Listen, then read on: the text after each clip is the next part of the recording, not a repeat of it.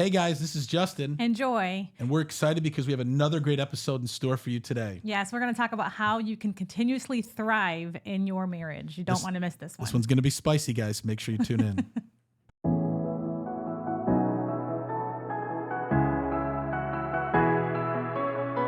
It's real, raw, and uncut. Like there's no sugarcoating.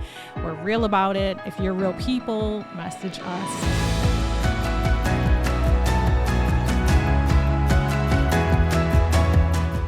Raw and uncut. What's up, everybody? It's Justin. And Joy. And welcome back to another episode of Real, Raw, and Uncut. If you're real people, we want to connect with you. If you're AI generated, goodbye. Yeah. No, that's so funny in the intro. It always makes me like, real people. Mm-hmm. Yeah, real people. Because nowadays, there's AI people. Scammers. Welcome back to another episode. We're excited to have you today. We have a great episode in store for you. But before we get into that, I do want to remind you that this episode is brought to you by our friends over at Next Door Lending. Next Door Lending is a team of professionals that believe everyone should be treated as if they lived next door. The founders and team members have more than 150 years of combined loan experience, helping clients all over the country choose the best loan program to help you accomplish your goals. Next Door Lending is currently licensed in 26 states and has a team of over 100 loan officers specializing in helping you get the best rate and terms. And so whether you're looking to refinance your home or you're looking to purchase your next home, call our friends over at Next Door Lending today at 888-885-3667 or visit their website at nextdoorlending.com. Welcome back to the show, Mamacita. Yes. Oh, Lord, here you go, speaking Spanish, Spanglish. Yeah, I only know a little bit of Spanish. I know. You do know a good amount. When you went to Argentina, you came back fluent. Well, no, actually, for those of you guys that are listening, this is actually kind of funny.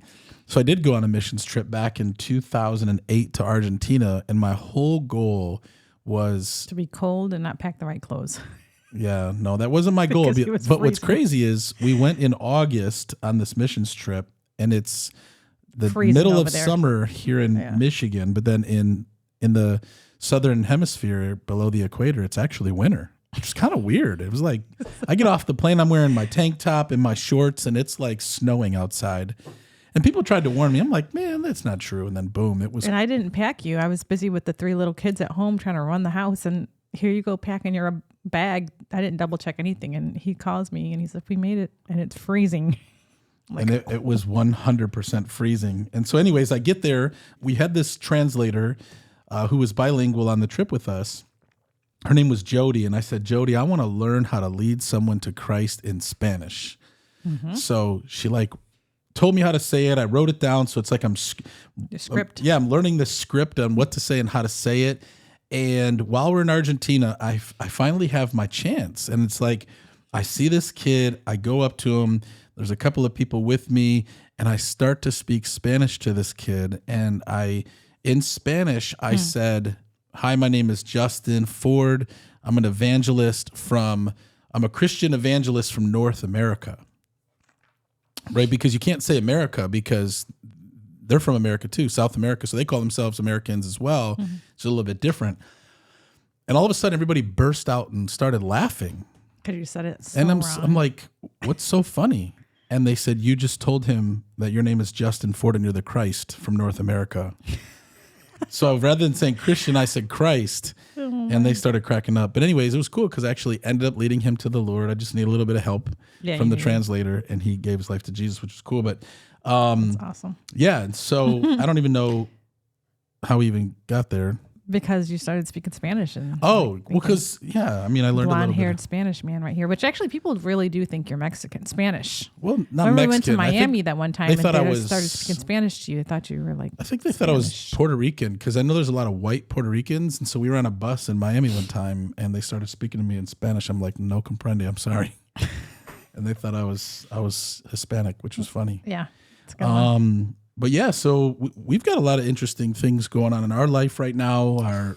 2 of our kids are getting ready to head to college next month, and it's out of state. For those of you guys that were on the show, Tiara was on our show, or listened to the show. Tiara was on our show a couple of weeks ago, and she talked about her journey getting ready to go to college, but also Emilio is getting ready to go to college. Yep. And, there's obviously some big changes coming with that. Joy and I are going to be celebrating our 19th anniversary come this December. And we'll have one child at Just home. one. Yeah, we'll have Judah. And Judah is 11. So we've never had a home where we only had one child, because when we got married, we had Angelina and Emilio, and then we had Tiara after that. And so it's going to be interesting. A lot of changes, new chapter in our life.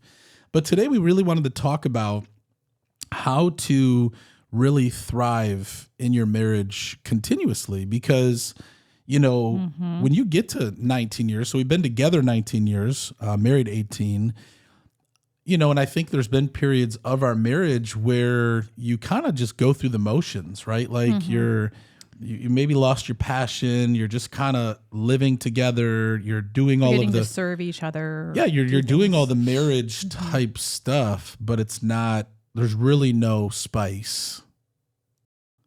He loves spicy jalapeno margarita. Well, no, I do, but he don't drink. But you like to use the word spice, so Spice, yeah. Well, spicy. I mean, that's why I married you, yeah, because you're I know. spicy. But to really, when you think about marriage, when you first get married and you start off in marriage, usually you're pretty excited. You're in that honeymoon phase. Everything's good. You're like, this is the best. This is the greatest. But then, the honeymoon phase sometimes wears off. And it did. It did. It wears off very badly. Yeah, and it didn't take long, for it to wear off. And I think one of the things for us that was a challenge right from the start was we were a blended family, right? You had Emilio, I had Angelina. So it's not like you and I ever had this period of time where it was just us. I'm excited. Well, that's, is that the Well, it's real us run with- Uncut? Yeah. Yeah. Well, it's just us, but with Judah. But, But in 7 more years, it will be just us. And I so, don't want to talk about that yet. yeah, no, we got 7 years to go. We have But 7 years. But either way, we never really had this period of time where it was just you and I. Like a lot of people, they court, they date, they get engaged, they get married, they and wait a there's while this to have period kids. of time where you travel together. Yes. You really enjoy your life together, and then you have kids. And so for us, we did it backwards, which is it is what it is. And I think it's posed challenges along the way, because we went from having a blended family to then having Tiara and then having Judah. And we had a family of 6, and, to manage, a household and 4 kids and everything that comes along with that. Tired. I just feel like you can get stuck in a rut, or, I can see where husbands and wives kind of drift apart from each other. For me, for a long time, I was just really focused on work, and that was like my focus. Not that, I intentionally put it Right. before you or the family, but that was like where I found my meaning and where I found my worth. And, and obviously wanting to provide for our family, but yet, you're at home feeling like I'm putting that before you guys, and it can really cause, issues and drifting. And so Joy and I want to talk about today how to thrive continuously in marriage, because I believe right now, I'll speak at least for myself, and you can speak for you, but I feel like our marriage is in a better place than it's ever been. I love you more today than I did when I first met you. I think you're more beautiful today than Well, I just got when my braces first- off too. I know you look hot. It's been a while. But before I met you, or when in the beginning, but it's had to have been intentional. And I Right. believe that there were some things along the way that I think we can share on, maybe what we've done to not only get through that going through the motion phase, or surviving phase, or even frustrating phase. I remember there was a period of time in our marriage where I just wasn't happy. Right. And it was just unhappy altogether, just not feeling fulfilled in our marriage, not feeling like we were on purpose, and never really debating like how I want to leave, but just not feeling, what we feel today. Right. Right. Takes time and building and intentionality Yeah. to build a great marriage. Yep. And we're not done.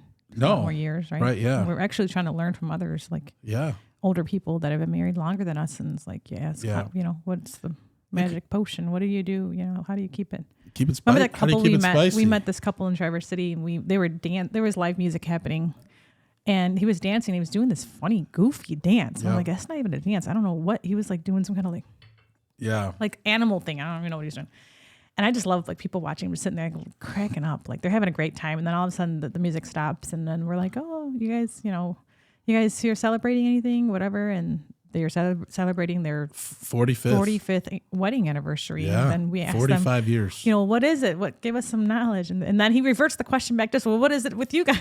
Yeah. We're like, wait, you didn't answer a question.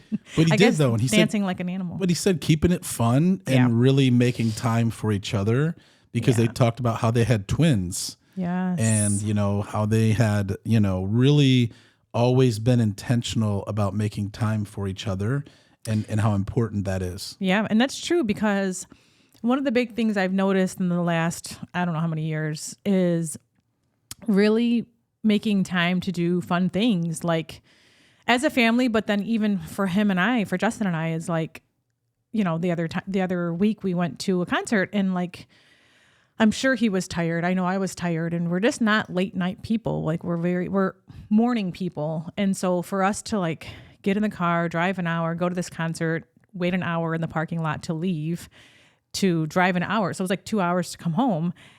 And, in your mind, you're like, oh, forget it. Let's not go, like whatever. But like, no, we went, we had a great time. Like just doing what you don't feel like doing sometimes, getting out of your comfort zone, changing it up. Like, I don't know. That's huge for me. It's like, if I'm like, I'm tired, let's chill on the couch and watch a show again. But no, let's get up. Let's get fancied up. Like, let's go enjoy each other. Let's enjoy music. Let's watch some people. Like, and just enjoy all of it. And so like we did that. We got out of the house and had a nice date night. So I think like intentionally having date night and doing fun things that I like, because you probably didn't care to go, but I wanted to go. So like, that's a big thing that you've changed, is like doing things I like doing. Yeah. Yeah, definitely. And it's important to and I do a lot of things you like doing. Like I'd rather not go to the Michigan game, be freezing cold, but I bundle up and go. Yeah. Yeah, no, it's definitely compromise. And I think one of the ways that you thrive in marriage is, making time for what is important to the other person. And I actually did enjoy going to that concert. You did? Yeah, I mean, it was nice, and I mean, the weather was nice. That's what was nice. Weather was nice. You looked nice. I mean, it was a great concert. You look nice. And but no, I mean, I think it's important, because again, what I realized too is now that we're getting older, back in the day, I always wanted to be busy. I always wanted to be doing something. I always wanted to go out, hang out, all this stuff. And now it's like, after a long day, I want to go home and sit in my chair. Can't stand that old man chair. We had this chair, and speaking of chairs, we had this recliner. I never thought we'd be the family that puts a recliner in the living room. This old leather recliner that he wants to carry to each house that we go to. I don't remember how we got it. And it was in our basement. I'm like, oh, just put it in the basement. Nobody goes down there really. And like all of a sudden he has to have a surgery. And he's like, oh, I need that chair up here. And I'm like, oh, so him and Emilio bring it up. It hasn't left. I'm like, Justin, let's put it back down. This is my chair now. Now it's going nowhere. I love it. I love coming home, and it's that old man chair that every dad has. It's the dad chair. But I think there's obviously something about these type of chairs that guys like sitting in them. I know, and I'm like, oh well, let's just put that back there and get a new one. But he won't do that. Because this one's comfortable. We've had it. I think we've had it for at least 15 years. Allen Park. Because remember, we got that couch and the chair. That's where I'm used to. No. If he found me putting that in the trash, he would have a heart attack. Yeah, no, I love the chair. But going back to what you were saying is, rather than just coming home and, wanting to relax, I think in order for your marriage to thrive, you have to make time for what's important to the other person. Mm-hmm. And I think which is sacrificial. It is sacrificial. And I think one of the things for me that I love is we get to travel out of town together through, me being a coach with Glover U, or us just, getting out of town. Like in a couple of weeks, we're going to be going to Miami or Fort Lauderdale, Miami area for a weekend while our kids are out of town at camp, and just making that time, that intentional time. Because what I find is, when we're together, we're focused on each other, right? There's no distractions. It's me and you. And I just feel re-energized in our relationship when we're able to get away with each other.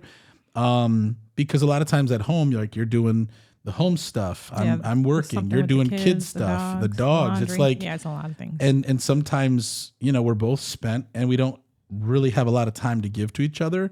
And so I think that, and I know we've mentioned this on shows previously, make time for each other. Even if you're married, get a babysitter, go away for a weekend, go. It doesn't even have to be out of town. Go get a room somewhere, swim together, go in the hot tub together, spend some intentional time together and make time for each other. And I think that needs to be consistent. Yes. Like on the calendar or every single year. Yep. Once a year, twice a year, however you can do it. No, whatever. I'm thinking like once a month. It 2 times a year is not enough For times. some people, it's hard when you have little ones, but it's hard when you have big ones. It's hard no matter what stage of life they're in. But you got to make time for it. Yeah, send them to the in-laws. Oh, they don't feed them correctly. It doesn't matter. They're fed. Right. Doesn't matter if they're having gluten-free, dairy-free. Like, doesn't just send them over there and let them they've raised you. Yeah. Like, so it doesn't matter the age of your children. I mean, I remember us doing a getaway when Tiara was breastfeeding. We took her with us to the hotel, to dinner in a hotel, and she was little, a baby. She was like a newborn, still on my boob breastfeeding. And we took her with us. Like, we're still going to have time. And I think Ange and Emilio stayed with maybe Grandma Lori or something. They did, but I mean, since the kids were young, we just have always made time to be intentional away from the home things, from your work things, and enjoy each other. Yeah. Really get to a place of, being in love, like how you first meet someone. Like, how did you meet them? What made you attracted to them? What did you do to keep them? I would say one of the other things too is, and then I want to hear one from you, is... I already said one. Which one did you say? Mine was like going out. Like, no, I said, making time for each other. Yeah. Okay, well, that's ours. Well, I guess that's ours. Yeah. So I'll say one and then you can go. I would say definitely when you see things in your spouse that you don't like, just know that you cannot change your spouse. You can't change. Like, I came to a place where I realized that I couldn't change you. And there were things that you would do or say that would really bother me or frustrate me or hurt me. And I'm like, if I respond out of that hurt, out of that frustration or out of that anger, that's not going to change. That's not going to change you. Just like the same thing with you to me. And I think one of the things that I've learned is, in order for our marriage to thrive, is to be patient with you and to love you and to pray for those areas, but also to communicate correctly with you in a non-argumentative state of what bothers me and why it bothers me. And then again, like, if you really love your spouse, we don't really want to hurt each other. Like, we don't really want to intentionally say something to hurt them or do something to hurt them. But if we're responding out of hurt or out of defending ourselves, it's usually going to come out that way. So I think one of the ways to thrive in marriage is, to understand that you can't change your spouse, but to communicate what that issue is, but to pray for your spouse. That's huge. Yeah. And with your spouse. Yes. Definitely. Which reminds me, we need to pick a book and do another accountability. Reading the book and then prayer. I said that about not changing each other last time. I think something similar to that. Yeah, it's a good one. It's such a good one. Yeah. Another thing is loving each other with having flaws that we have, like loving even past that, loving that part of that person and not trying to fix it. I know you said change the person, but I mean, like, loving them despite the flaws that we each have. Yeah, loving them for who they are. Yes. Because a lot of times you want to change somebody. It kind of goes back to what I was saying. Yeah, it does. Respecting each other's boundaries. Like, if we have boundaries set for ourselves, like, really respecting them.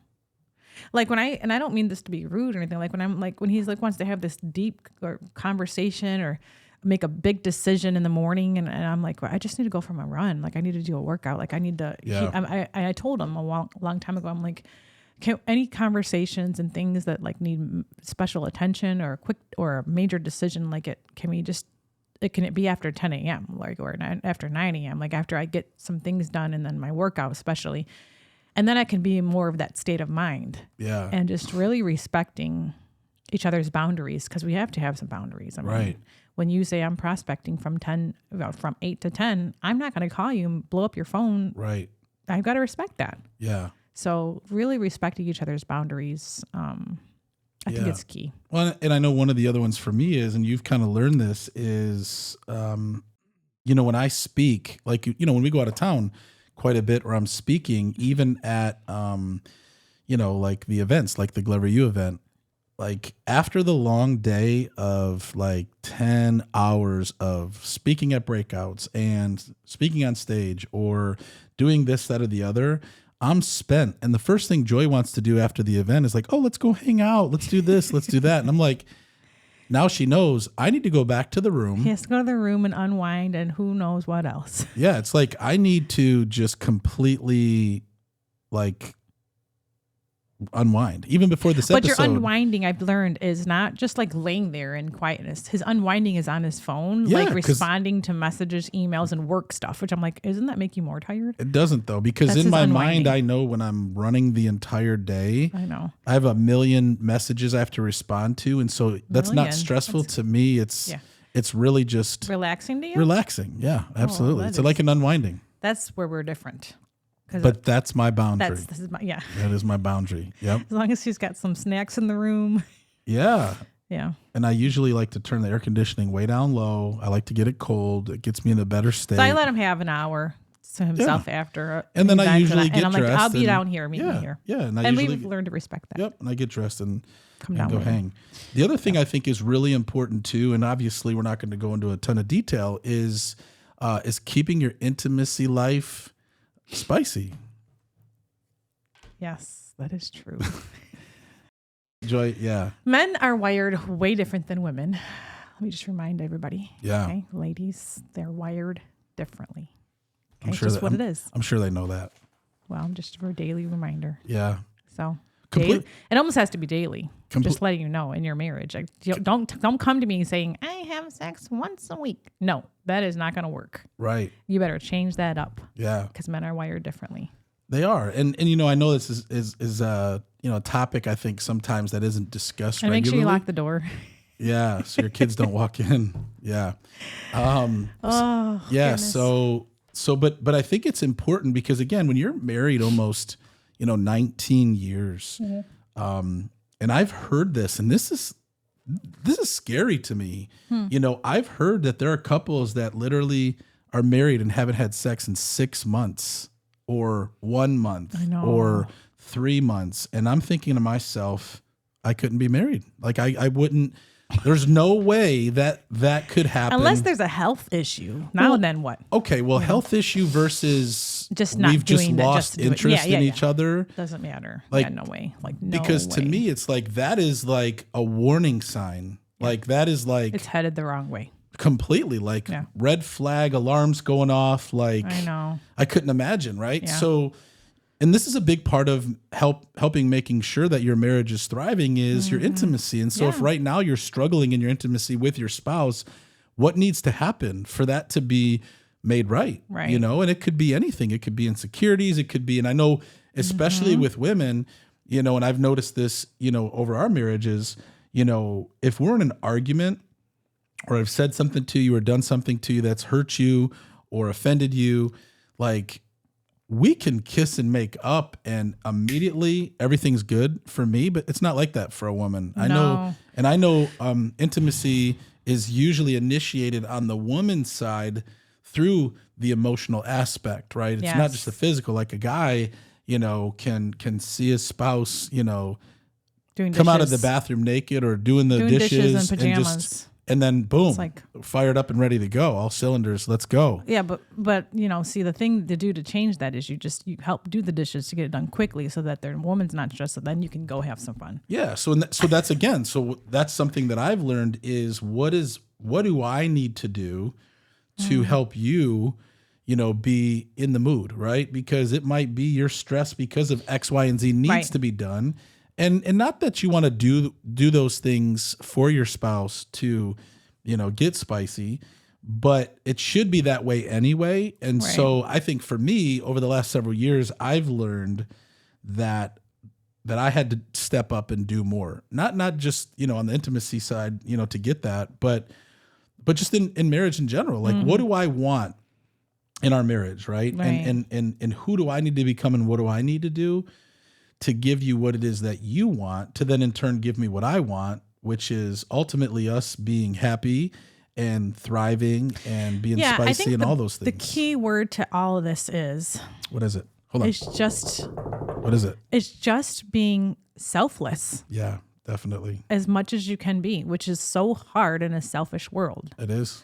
And everything is me and everything is mine. Everything is myself and my situation and my work and my, and so I think the biggest key to a successful marriage or successful, relationship is just selflessness, being selfless. Yeah. That really does sum it up. Because in all of those things, there's times where you ask me to do stuff that I don't want to do and I do it, right? And there's times when, I ask you to do things and you don't want to do them, but you do it. And it's like, I do. Yeah, I absolutely. like I don't do them still. No, you do. But it's like, it's that, like you said, that selflessness to serve each other and to love each other. Mm-hmm. But again, I think being together 19 years, almost married 19 years, now I realize that we're almost now an example, or even from a mentorship standpoint, to help younger marriages figure out how to thrive, through those stages that we've been through. And there's a lot of different steps to, marriage, even in parenting, right? Yeah. Being able to parent together on the same page, right? Yeah. Not making decisions without your spouse or going against your spouse. I think that, especially for a husband, one of the most disrespectful things I believe a wife can do is to go against what a husband says, not be on the same page. Because for a lot of times, sometimes, it's just having a communication on how it should be or what it should be, not just saying, well, I'm doing this. And then you're like, well, I'm doing this. And then there's no agreement. So it's just getting on the same page about everything. Yeah. And I think that because that division, your kids see it, right? And it affects it affects the household. And then the kids know how to play each parent. Oh, mom said no, so I'm going to go ask dad. And then dad says yes. And then mom's mad because mom said no, and vice versa. Yeah. And it can just be ugly. Right. And so what else can, those that are listening do to continuously thrive in marriage? Yeah. I don't know. Nothing else. Really I would say definitely if you're a Christian, to make sure that you guys are praying together. I know that's been a big deal for us, especially.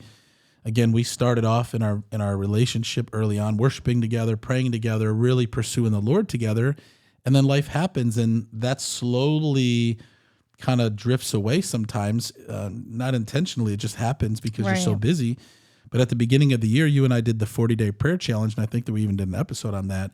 And I think that kind of recentered so much because we spent 40 days praying together 5 minutes a day through that book called Couples Who Pray, 40-day prayer challenge. Mm-hmm.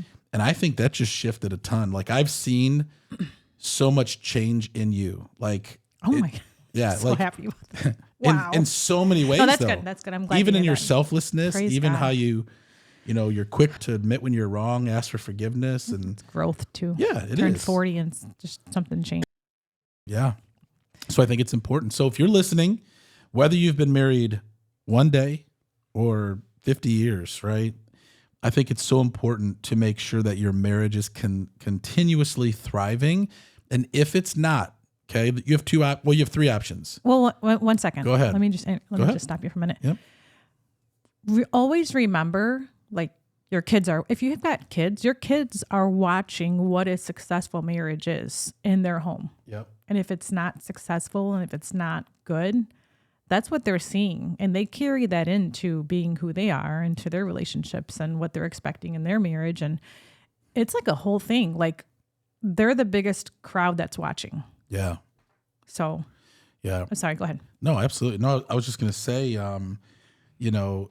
whether it's, again, you're newly married or you've been married a long time, look at those areas in your marriage, and you have one of three options that are going to happen. Either A, you're going to stay stuck and stagnant, and nobody should live, like, God did not create marriage for you to be miserable.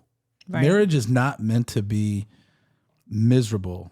It's meant to be marvelous. Yes. I'm going to coin that term. Your marriage is not meant to be miserable. It's meant to be marvelous. I like that. That's God's plan for your marriage. Number two, if you can stay miserable, You can get a divorce, which unfortunately the divorce rate is so high. And most people, because they're not willing to work on the hard stuff and they're not willing to work to try to make things better, it's easy to just walk away. Well, what happened to the vows? Through sickness and health till death do us part. Right. I think people hit the abort button and they leave marriage faster because they're not willing to work through the hard stuff, right? Or number 3, you can be intentional and work on the hard stuff. You can be intentional to communicate better, to be selfless, to do the dishes, right? To, figure out what it's going to take for our marriage to get better. And I will say this 100% for sure. Intimacy is such an important part of marriage. Right. Even biblically, the two shall become one. God designed sex and intimacy through a husband and wife to be a spiritual experience. And if you're not having that experience with your spouse, figure out what is blocking that and work towards that. Because if a husband and wife are not being intimate regularly, I think this is where temptation comes in, especially for a man, because a man can only go so long without being intimate. We were just designed and wired that way.